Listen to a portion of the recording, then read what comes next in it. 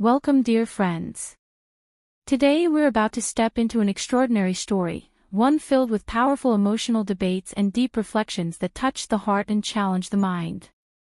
This is the story of a unique encounter between a skeptical philosophy professor and a 7-year-old Muslim girl with unshakable faith. The story takes place in Comia, a city known for its intellectual traditions, where a renowned university became the backdrop for a debate no one could have anticipated. Dr. Eberardo Vigis, a well-known professor of philosophy, was infamous for his unapologetic critiques of religion. For over 3 decades, he had studied and taught existentialism, rationalism, and theological deconstruction. His lectures often questioned the very foundation of religious belief, particularly the idea of life after death. Heaven and hell, he claimed, were constructs, fabrications meant to control human behavior and comfort the fear of mortality. He stood in front of a packed auditorium, filled with university students, academics, and religious figures, his voice calm but piercing. There is no scientific evidence, he said, to support the idea of an afterlife. Heaven, hell, God, they're myths born from the fear of what comes after death. His tone was firm, his reasoning sharp. Yet something unexpected happened that day. At the back of the hall, a small hand raised itself into the air. It was a young girl, no more than 7 years old.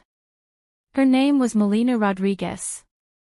Born to a Colombian father who had embraced Islam and an Arab mother who had taught her the values of faith from a young age, Melena was both curious and deeply rooted in her belief. Her father often brought her to intellectual events, believing exposure to questions of faith would only strengthen her own. The audience turned, stunned by the sight of a child wanting to participate in such a mature discussion. Dr. Eberardo gave a dismissive nod, assuming the child would ask something innocent or amusing. But when Melena stood, her presence filled the room with unexpected gravity. "Dr. Eberardo," she said gently, "may I ask you something? Why are you so sure that heaven doesn't exist?" The room went silent. All eyes turned to the professor, who blinked, taken aback not just by the question, but by the tone in which it was asked. Calm. Respectful. Yet deeply curious. He leaned forward slightly. "Because," he answered, "there is no scientific evidence. Heaven is a concept created to ease the fear of death. I've studied science, philosophy, even religion. None offer convincing proof." Melena did not flinch. "Can you prove it doesn't exist?" she asked simply. A wave of murmurs passed through the room. Dr. Eberardo paused. "No, I can't prove a negative. But the burden of proof lies with the one who claims something is real." Melena smiled. "Then allow me to try. But you must promise to listen, not just with your mind, but with your heart." Something shifted in the professor's expression. There was no mockery now, just curiosity. He nodded. "I'm listening." She took a breath. "Do you believe in love?" "Of course." "Can you see it?" "No. But we feel it. We see its effects." "Exactly. We can't see love. But we believe in it because we feel it, and we see what it does to people. Heaven is like that. We may not see it, but we see its effects in those who believe in it. They are kinder, more patient, more hopeful. Isn't that a kind of evidence?" The audience leaned forward. Some were nodding, others merely listening, but all were now fully engaged. Dr. Eberardo replied carefully. "Those are personal experiences, not scientific data." Melena didn't argue.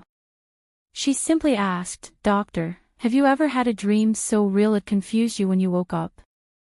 "Yes." "What if this life is that dream, and the afterlife is when we wake up?" The question hit deeper than expected.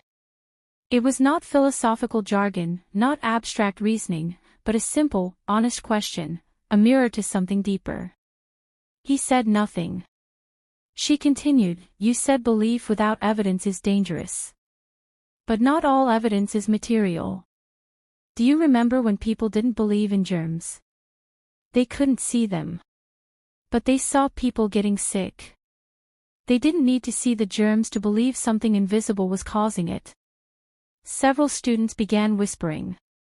The room felt alive with tension, not hostile, but alert, as though something important was unfolding.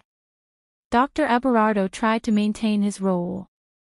That's still not empirical evidence for heaven. Melena nodded. Can I ask you one more question? He nodded slowly. Have you ever seen a butterfly? Of course.